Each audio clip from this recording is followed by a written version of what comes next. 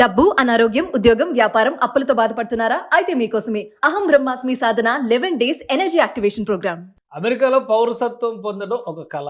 ఇప్పుడు గ్రీన్ కార్డుకి సంబంధించి కొత్త నిబంధనలు వస్తాయనే ప్రచారం, అలానే అన్నీ సక్రమంగా జరిగితే జన్మతః వచ్చేటువంటి పౌరసత్వానికి సంబంధించిన కొత్త కండిషన్స్ని డొనాల్డ్ ట్రంప్ ప్రభుత్వం ఈ రోజు నుంచి అమలు చేయాల్సింది. కానీ అనివార్య కారణాలు, రకరకాల పరిస్థితుల నేపథ్యంలో ఇవన్నీ కూడా వాయిదా పడుతుంది. తాజాగా పౌరసత్వం విషయంలో వస్తున్నటువంటి కొత్త కొత్త చర్చలు, నిబంధనలు ఏంటి?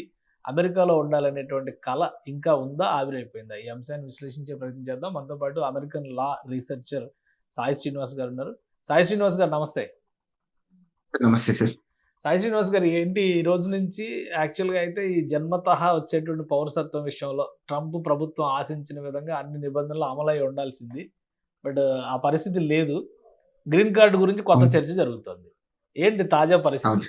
మామూలుగా అయితే సుప్రీం కోర్టు ఇచ్చిన తీర్పు ప్రకారం సో మామూలుగా ఈ రోజు నుండి ఈ బర్త్ రైట్ సిటిజన్షిప్ అనేది ఈ నాన్ ఇమిగ్రెంట్స్ కి ఇంప్లిమెంటేషన్ జరగాలి సార్. కానీ ఎక్కడే గానీ దాని దాఖలాలు ఎక్కడే గానీ లేవు. సో అది ఒక one of the positive news అని అయితే మనం అనుకోవచ్చు. కానీ ఇంకొక చిన్న షాకింగ్ న్యూస్ ఏంటంటే ఇది ఎలా ఇంప్లిమెంటేషన్ చేయాలి అనేది ఒక యుఎస్సిఎస్ వాళ్ళు 25th జూలై 2025 ఒక చిన్న ఆర్డర్ ఇవ్వడం జరిగింది. అంటే డిస్కషన్ లాంటిది. ఇప్పుడు నార్మల్ గా ఫారిన్ డిప్లొమాట్స్ కి ఇప్పుడు నార్మల్ గా ఇండియా నుండి వచ్చి ఇక్కడ ఇండియన్ ఎంబసీలో వర్క్ చేసే వాళ్ళందరికీ ఇక్కడ ఒకవేళ వాళ్ళ పిల్లలు పుడితే ఎలా వాళ్ళకు పౌరసత్వం రాదో అలాంటి పరిస్థితులే సేమ్ మనకు కూడా పెట్టాలని వాళ్ళు ఒక ఆలోచనలో ఉన్నారు. అంటే ఫర్ ఎగ్జాంపుల్ అమ్మకి ఒకేలా హెచ్4 వీసా మీద ఉన్నానుకో, డిపెండెంట్ వీసా మీద ఉన్నానుకో, అదే వీసా పిల్లలకు వచ్చేస్తాడని.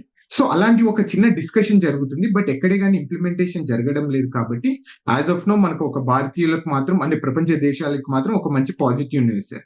రైట్. దీనికి సంబంధించి ఏంటంటే ఇప్పుడు గ్రీన్ కార్డు కొత్త నిబంధనలు వస్తాయి. గ్రీన్ కార్డు 7 ఏళ్ళు ఉంటే కనుక అమెరికాలో గ్రీన్ కార్డుకి అర్హులు. ఇప్పుడేమో వెయిటింగ్ లిస్ట్ అంటున్నారు. మళ్ళీ కొత్తగా ఇదొక చర్చ నడుస్తుంది. ఒక సెనేటర్ దీన్ని పార్లమెంట్లో ప్రవేశపెట్టారు అనేటువంటి డిస్కషన్ నడుస్తుంది. ఏంటి దీని వెనక ఉన్నటువంటి రీజన్స్?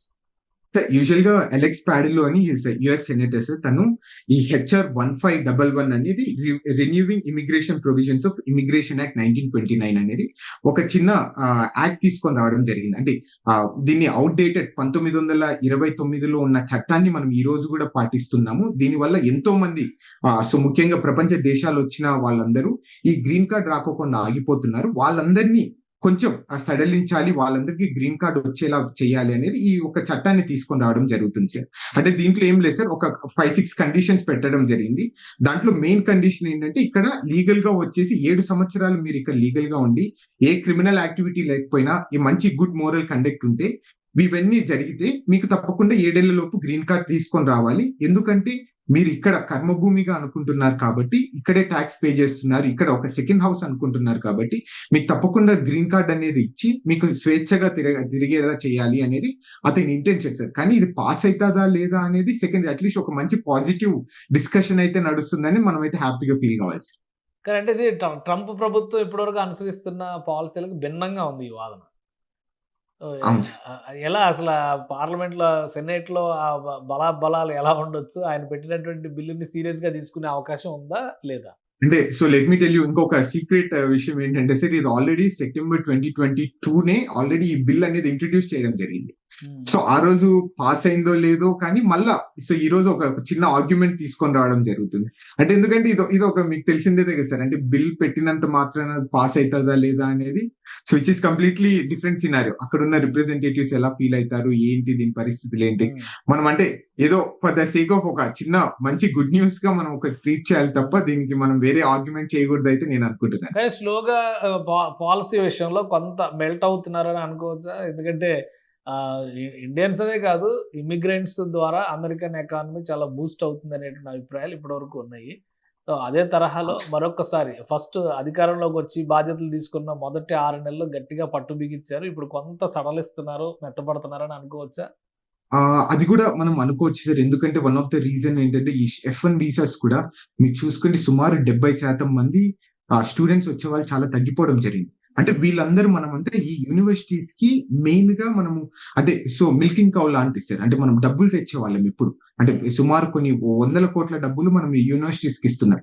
అది తగ్గిపోవడం కూడా వన్ ఆఫ్ ద రీజన్. అట్లనే ఈ H1B వీసా హోల్డర్స్ కానీ వీళ్ళందరూ కొంచెం ఎందుకో భయాందోళనకు చెందుతున్నారు సార్. అంటే మనం ఇక్కడికి వచ్చి సెటిల్ కావచ్చా లేదా, మన పరిస్థితి ఏంటి, మనం ఇందాక అనుకుంటున్నాం సుమారు గ్రీన్ కార్డ్ రావాలంటే కొన్ని సంవత్సరాలు 10 సంఖ్యల సంవత్సరాలు పడుతుంది అని. అట్లనే సుమారు 13 లక్షల మంది ఇంకా గ్రీన్ కార్డ్ ప్రాసెస్ లో ఉన్నారు. అంటే సబ్జెక్ట్ టు ద కరెక్షన్ 10 లక్షల మంది, 1,30 లక్షల మందో అంతమంది గ్రీన్ కార్డ్ ప్రాసెస్ లో ఉన్నారు. సో వీళ్ళందరి పరిస్థితి బట్టి కూడా మనం ఒకసారి వీళ్ళు కూడా ఒక పాజిటివ్ సెన్స్ అయితే తీసుకుంటారని అయితే నేను అనుకుంటున్నాను సార్. రైట్. అంటే ఇంకా కొంత సమయం పట్టొచ్చు ఇవన్నీ డిసైడ్ అవడానికి. మొత్తం మీద అమెరికాలో ఉండే వాళ్ళకి గ్రీన్ కార్డు అలానే సిటిజన్షిప్ అనేది ఒక పెద్ద డ్రీమ్గా కనిపిస్తాయి.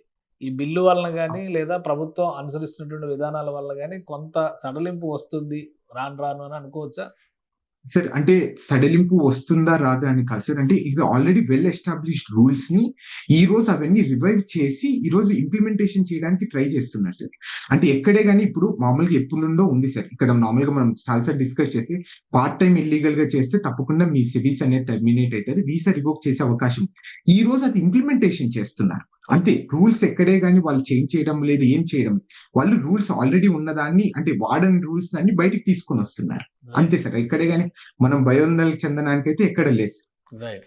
థ్యాంక్ యూ సాయి శ్రీనివాస్ గారు విశ్లేషణ అందించినందుకు. ఇది అమెరికాలో ఉంటున్నటువంటి ప్రవాసులకి ఒక ఆశ కల్పించేటువంటి అంశం ఇది. కొంతవరకు గ్రీన్ కార్డు 7 సంవత్సరాల పాటు ఆ దేశంలో నివసించిన వాళ్ళకి ఎలాంటి క్రిమినల్ హిస్టరీ లేకపోతే గ్రీన్ కార్డు ఇవ్వచ్చు అనేటువంటి చర్చ మరొకసారి మొదలైంది. అలానే బర్త్ రైట్ సిటిజన్షిప్ విషయంలో కూడా కొన్ని క్లారిఫికేషన్స్, కొన్ని వెసులుబాట్లు వచ్చినటువంటి సంకేతాలు అయితే స్పష్టంగా కనిపిస్తున్నాయి. సో రాబోయే రోజుల్లో అమెరికా డ్రీమ్ అనేది మరొకసారి ఫ్లరిష్ అవుతుందా అని అనిపిస్తుంది. దీన్ని బట్టి చూస్తే అది సాయి శ్రీనివాస్ గారు చేసినటువంటి విశ్లేషణ బట్టి మనం అర్థం చేసుకోవచ్చు. ఇది స్పెషల్ డిస్కషన్. Keep watching.